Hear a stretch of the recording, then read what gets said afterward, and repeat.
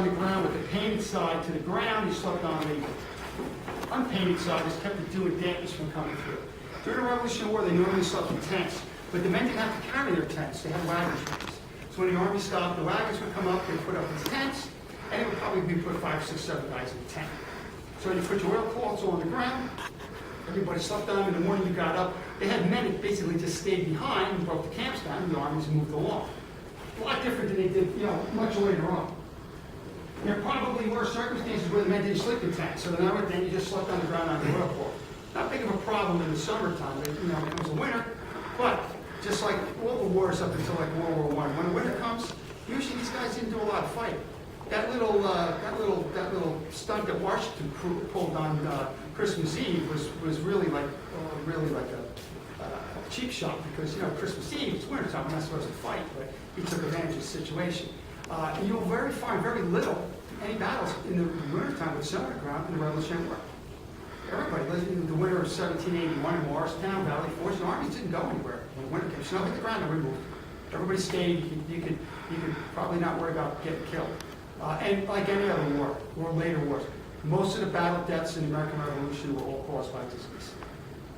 I didn't bring that information with me, but in 8 years of fighting, I think the total casualties in the colonial forces were like somewhere under 7,000 men. That's it. It wasn't a lot of action, chances to get killed, not the numbers like you saw there. 8 years of fighting, like 7,000 men that they know of. That's about it. Most of them with disease. A knapsack you needed. This is strictly an American design. It's a single bag. It goes over the shoulder and it opens up, and you can put your blanket in here, and you can put your toiletries and other items on the top. And this you basically just move it over your shoulder, and you can carry a few things. Basically, everything that's on this table will fit into this bag. Like I said, these guys were traveling on foot. You're not going to carry a lot, especially if you're traveling, 7, 8, 10 miles a day. If you can't carry it in your pockets, knapsack or haversack, you don't have a weight. Tables, chairs, big cooking thing, no, that's static encampment items. This bag here, a linen bag, this is called a haversack. This is where you would carry your food when it was issued to you.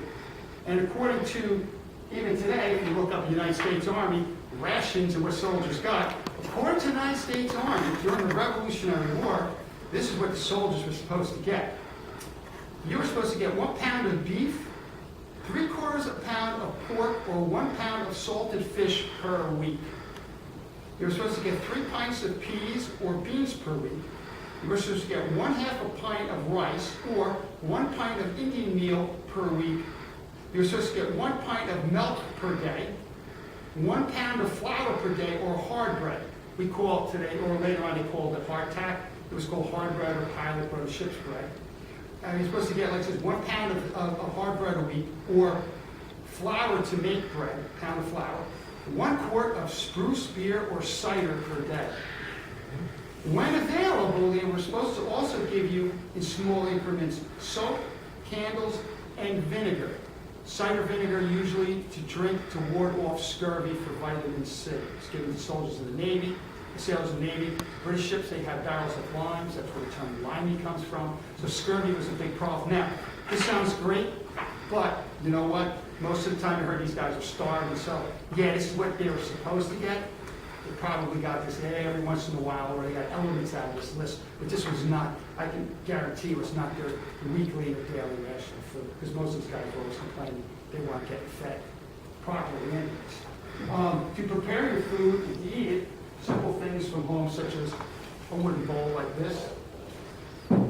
Cutlery, usually, once again, Army didn't supply you anything. This is what's referred to as a soldier's knife. They've dug these out of camps. They were pretty large folders. Usually this was a serve-all for everything. Pewter, wood, or worn spoons, such as like this, were carried by the men. And this little item here, the fork. Now, this is a copy of a fork that's been found in numerous camps where Continental soldiers and soldiers were at. It's a heavy twist iron fork. It's believed by some that this may have actually been an issue item. They find so many of them, and they're identical, that they think that this might be the earliest known item that the government issued to the men in the ways of cutlery. We call them twist iron forks, and they do crop up periodically. Along with tin cup like this to heat water up or cooking is usually what they carry. Now, usually in groups of men, they carried a small tin kettle. 3 or 4 guys would get together, pool their rations to get food and cook together. They would cook over a small fire. And what they usually did was, and soldiers were always ingenious, innovative. Does anybody have an idea what this is? It's not a torture device. Toaster? Well, no, it's not. Well, it could be used as a toaster. This is actually, they have found these. Soldiers made these for cooking grates. And what this is a iron barrel hoop off a wooden barrel, which you could find, and they would either make it in a coil or do a zigzag. You build a fire, get it down to poles, and if you set that on top of the fire, there became your loading table. You could put cups on it, you could put some fish on it, you could cook on it. So it was a homemade cooking grate, and when you were done with it, you could leave it behind. You could just go make another one in the next place you went. So they also dig these out of Revolutionary War camps where soldiers were in camp for any periods of time. Now, hygiene, of course, starting fires, there was no matches. Flint and steel, every soldier usually carried what's called a tinderbox, piece of flint, steel, charred cloth, some hemp tow to start the fire with. Were they allowed to go out in the woods and shoot a rabbit, or you couldn't because the enemy might hear you? Nah, you know, I mean, they were never that close to Revolutionary. If you really start looking at the Revolutionary battles, I mean, it wasn't like they were camped, stones throw away.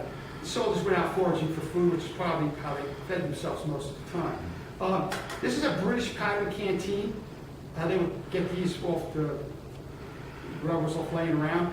Most of the canteens used in the colonies were made of wood, sort of like a drum or barrel type of canteen. They also carried clay jugs, these guys, on ropes. So, I mean, they were, they had to use what they had because, we didn't have a lot of industry there. So this is a typical tin type canteen. Soldiers in that era were required to be clean shaven. Soldiers in the regular army had it just like you see me here. If you had long hair, which was fashionable, had to be tied back. Guys with beards and mustaches were normally guys in militias or guys that were living up in the mountains. Soldiers in the army, like in the British Army, had to be clean shaven. So you had to carry a razor, soap shaving brush, or razor. Toothbrushes have not changed in 200 and some years. They usually were made out of ivory or bone and had badger or boar bristles. Soldiers brush their teeth. Does anybody know what they used to brush their teeth with? Baking soda. Yep. There's also, they would get sticks of licorice root, and people also would clean their sticks with teeth. I mean, there was hygiene. People knew about cleaning their teeth and stuff.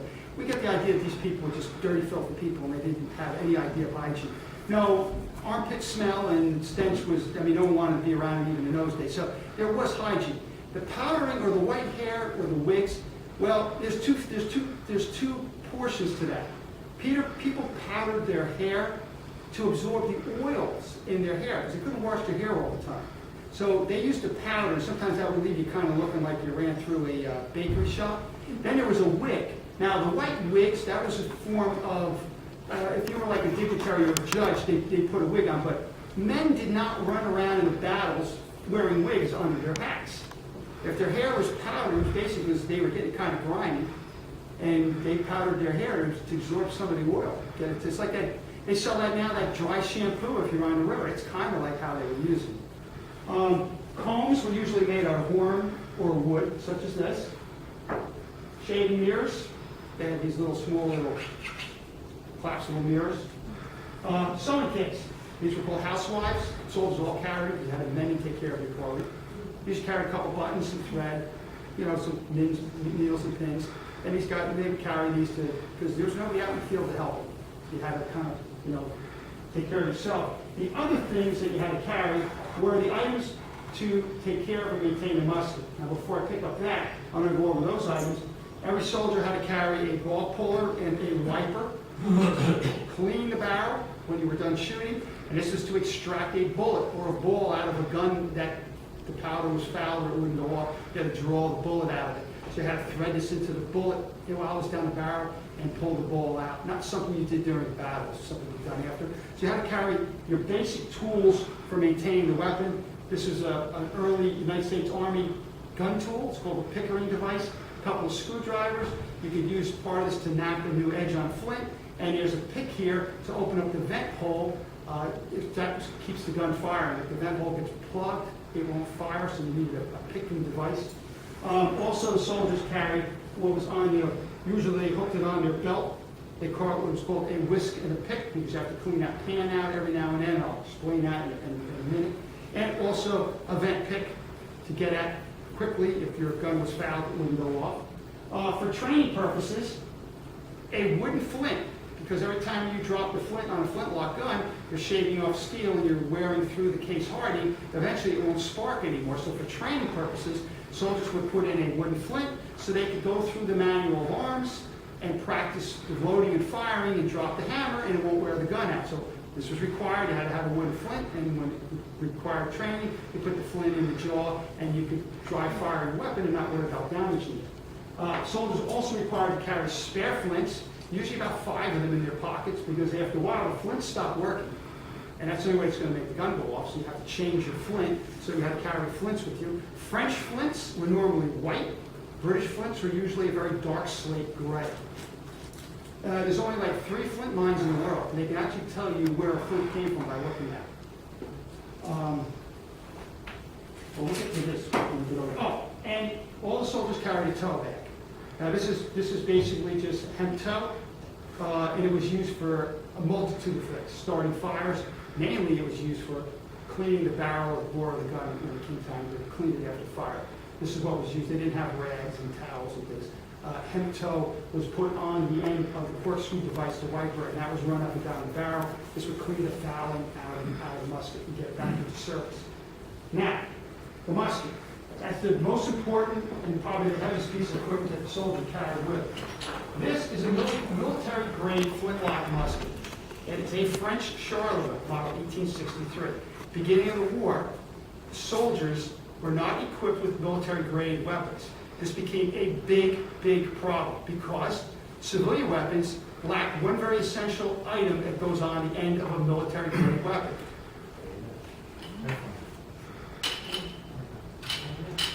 Bayonet. Now, the musket, flintlock musket, regardless of this Brown Bess or Charleville, was not a reliable weapon. About 1 out of every 3 or 4 in line did not go off when they pulled the trigger. Okay, so when you pull the trigger, sometimes you got a flash in the pan, that's where that saying comes from, and nothing would happen. And when you have a line of men of, say, 30 men, and 1 out of every 3 of these don't go off, you're not laying down a lot of really reliable fire. Plus, the cartridge boxes only carry anywhere from 20 to 24 rounds. That's telling you right there, they really didn't expect you to do a lot of shooting, because the real primary weapon is the bayonet.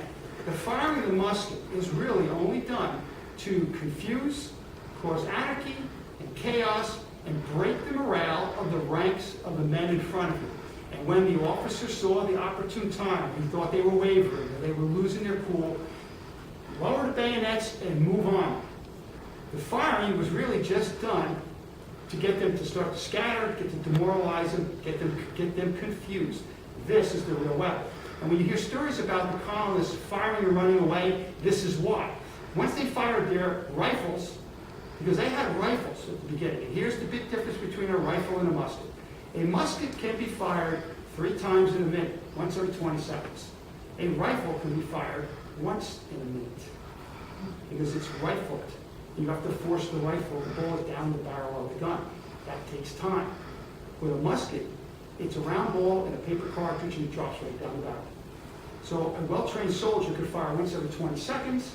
A civilian militiaman carrying his hunting rifle was good for 1 shot a minute, and he didn't have a bayonet. So once the column of men fired their rifles at the well-trained and disciplined British troops, they just moved on with the bayonets, and they had nothing on the end of their guns to protect themselves with. It wasn't until the soldiers started to get in their hands military-grade weapons that the United States Army could even begin to turn the tide. They just weren't properly equipped. And where do these weapons come from? France. France, as if you aren't aware, also was fighting England at the same time. They also were fighting Spain, England. France really wanted this in the war, because this is just one other place now England had to worry about. So King Louis, out of his own resources in pocket, lent Continental Congress his personal money so that the colonists or the Congress could buy weapons from France. And France sent us their model 1863 Charleville, which this is what this is. And this became the pattern of the basic United States weapon all the way up through 1842. Where the only alteration was within the flintlock system being changed over to a percussion lock. But the style, the caliber, it's 69 caliber, that's what our caliber became. The British were 71, 72 with the ground best. And the American soldier, by 1776, 1778, was receiving French muskets, and this is where now the tide or the training of, for the soldiers could be accomplished, and we could become better soldiers in the field. Because until you have a bayonet on the end of your weapon, we're not very effective in the field. This was the primary weapon all the way up through the Mexican-American War. War of 1812, Mexican-American War was still fought with flintlocks. Once the 1850s came, or actually say once the 1840s came and the percussion lock came in, the bayonet really at that point in time was starting to go down as far as its importance. By the time of the rifled musket in 1855, done. Because the ranges now are 200-300 yards, whereas this musket, in the hands of a well-trained soldier, should be able to hit a man-sized target at 50 yards. Now, a man-sized target would be a target 27 inches across and about 57, 58 inches tall. That's it. You should be able to hit it. Now, so it's not really, I'll take that off. How did this thing work? Well, there's a number of steps that's involved with loading one. Now, I said before, they used a paper cartridge. And I'll leave this on the table after this. This is what the cartridges look like. They were a paper tube, contained one round ball of 69 caliber, and 3 31 caliber pellets or buckshot on top. This is referred to as a buck and ball load. British used a single round ball. Washington liked the buck and ball load because he felt that it gave the highly inaccurate smoothbore musket the more advantage of wounding and hurting somebody with those extra 3 pellets coming out of the barrel. This became the standard cartridge up into the advent of the Manet ball in the rifled musket. Now, these would be carried in the cartridge box. In the 1700s to the Revolutionary War, soldiers all operated off of their left shoulder, not the right. Later on it became the right. This is the reason why the hat is called a cocked hat. If this hat was not cocked, when I bring this gun up to the shoulder, it's going to cock the hat anyways. So military hats were made at an angle. Actually, if this goes over, it's supposed to really go over the eye, so it avoids hitting the gun.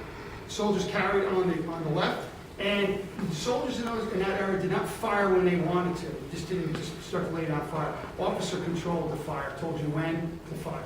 And your cartridge box always was on your right hip. Nothing else would be on the right.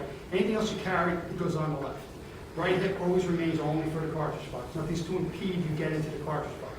When the soldiers would march, they would get them onto the field, and the officer would give the command to load. And at the command to load, the soldier would grab the gun, he would bring it to this position here, and he would be facing the enemy. He would cross his feet in what's called a T. And the command now is actually called prime and load. So at that command, the hammer, which would be in the fired position with the frizzen forward, is pulled back to what's called half cock. This is where the term comes off, don't go off half cock. All right? You would reach down into the cartridge box, and you would take out one paper cartridge.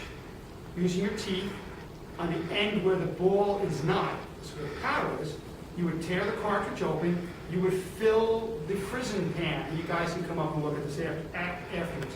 This is part of the lock mechanism. It's a small pan that holds a little bit of powder charge. At the end of the frizzen pan is a touch hole, which goes into the back of the barrel. That's the hole that has to remain open, because when this powder ignites, hopefully spark or flame will communicate inside the barrel and set the main charge off.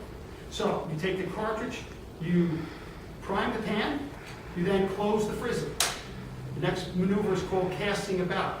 You drop the gun to this position here, take the rest of the powder with the paper and the ball, you put the powder in, and then you insert this whole thing, paper around the bullets, right down into the barrel. Does anybody know why you would put the paper in around the barrel, around the cartridge? Wadding is part of it, but it's also a round ball in a pipe. If you tilt the gun, the ball's going to roll out. So the wadding also takes up the windage. The windage is the difference in size between the round ball and the barrel. If the barrel is 1 inch, and the ball is 3/4. You have 1/4 inch of windage. The more windage you have, the less accurate it is. So the paper kind of takes up that space, but allows you to ram the ball down because it gives. And that's where your inaccuracy comes with a smooth ball, because there's too much windage with the ball. So once the ball is started, then the soldier in 2 maneuvers is supposed to be able to draw the ramrod, and he holds it across his body, and the butt of the gun is never supposed to touch the ground. I don't know why, but they don't want the butt touching the ground. You are to push down and seek the ball. And the same thing, 2 maneuvers, you're supposed to draw out the ramrod, and you put it back into the gun. Each time, because if you lose a ramrod, you have a 12-pound club. So every time you fire the gun, you're supposed to stow the ramrod. Now, you're still facing the enemy. This is how you'll be standing. Then what you do, so the officer knows you loaded, you step forward, and the gun comes back up to your shoulder. Right now, the gun is in safety mode, but it's loaded. And you're facing the enemy like this. And then he would give the command, make ready. Now, what I'm going to go through now is post-Valley Forge. This is the tactics that von Steuben taught the troops. At the command of make ready, the soldier grabbed the gun, he turned it, pulled the hammer back to full cock, and the musket remained like this, what was called a high ready, and this is how you would stand. And then he would say, present, because there's no sights, so you can't say aim. At the command to present, you step back at that T, and you bring the gun forward. And then you remain like this, and he would say fire, and you pull the trigger, and as this hammer comes forward, and that flint strikes this frizzen, because of the shape of the frizzen, it's got a curvature to it, as the flint hits it, as it rides down, it's scraping off the steel, hardened steel, it's sparking, but because of the shape of the frizzen, as it's riding down it, the frizzen is flipping up. So as it flips up, it opens that pan, the sparks drop, shower into that pan, that powder is supposed to ignite, and then it's supposed to shut off the gun. And the gun should go boom. A lot of times they did, and that's where the problem is. Either the powder was wet, or the touch hole, the vent hole was plugged, and they got a dead fire. So then he would have to take his pick and his whisk, clean that pan out, you have to try to reprime it. So this is all going on in the ranks. So you can imagine, at 100 yards or so, these guys firing, this is what was going on. Now, the other thing about guns, when these guns were made, they were made in parts. Usually, different people made different parts. So when the government ordered the guns from the dealer, they always ordered the guns in this fashion: lock, stock, and barrel. So that's where that term comes from. When they would order the weapons, they said we want the lock, stock, and barrels. So it's the lock, the stock, and the barrel. That's another term that came out of all the military usage. And that's basically it. Like I said, a well-trained soldier, 3 shots a minute. Even during the Civil War, they'd only get off about 2, maybe 1, even with a musket. But the military was comfortable trading off accuracy for speed and loading. They wanted to get the lead up in the air now, get the lead up. They fought linear tactics, 2 ranks, usually about 200, 100 yards away, 75 yards away. So these guys would fire off 1 or 2 volleys, and then somebody would fix bayonets and move on. He who runs away loses the battle. That's pretty much how Revolutionary War battles were fought, War of 1812 battles were fought, all the way up to the advent of more accurate weapons. Who runs away, he loses. You don't want to be on the receiving end of the bayonet. Was it a gentleman's agreement going way back that you would just stand and face each other and shoot at each other? Yeah, I was going to get into that. Usually how it works is he who gets on the field first has the compliments of being able to fire at the enemy first, and you got to stand there and take it. There was ethics, and there was a code of ethics in fighting. When the troops would face off, when they would come on, whoever got into position first had the honor and had the privilege to fire first. You have to stand there and take it. And that's how it was. You got a question? Yeah, we need to get into the question and answer period. Yeah, we are now, so here we go. Fire Anybody away. wants to start with the refreshments, they can go there. Yeah, why don't you guys, if you want to get up and grab something while we're doing this, I'll just stand up here and guys, do what you want to do. I was saying that you had that they carried. Right. Is that roughly the same for what the British were carrying? Yeah, everything's the same. Soldiers are soldiers.